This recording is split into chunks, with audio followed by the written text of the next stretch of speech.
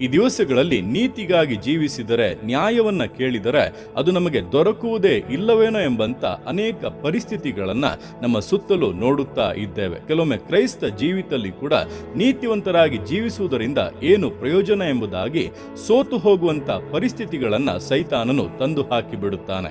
ಆದರೆ ಸೋತು ಹೋಗಬೇಡಿ, ಯೇಸು ಕ್ರಿಸ್ತನು ಸ್ಪಷ್ಟವಾಗಿ ಹೇಳಿದ್ದಾನೆ, ನೀತಿಗಾಗಿ ಹಸಿದು ಬಾಯಾರಿದವರು ಧನ್ಯರು, ಅವರಿಗೆ ತೃಪ್ತಿಯಾಗುವುದು ಎಂಬುದಾಗಿ. ನೀವು ನೀತಿವಂತರಾಗಿ ನೀತಿಗಾಗಿ ಹಸಿದು ಬಾಯಾರಿದವರಾಗಿ ಜೀವಿಸುವುದಾದರೆ ನೀತಿಯ ನ್ಯಾಯಾಧಿಪತಿಯಾಗಿರುವಂತ ಕರ್ತನೆ ನಿಮ್ಮ ವಿಷಯದಲ್ಲಿ ಆ ಪ್ರತಿಫಲಗಳನ್ನು ಕೊಟ್ಟು ನಿಮ್ಮ ಜೀವಿತಗಳನ್ನು ಆಶೀರ್ವದಿಸುತ್ತಾನೆ.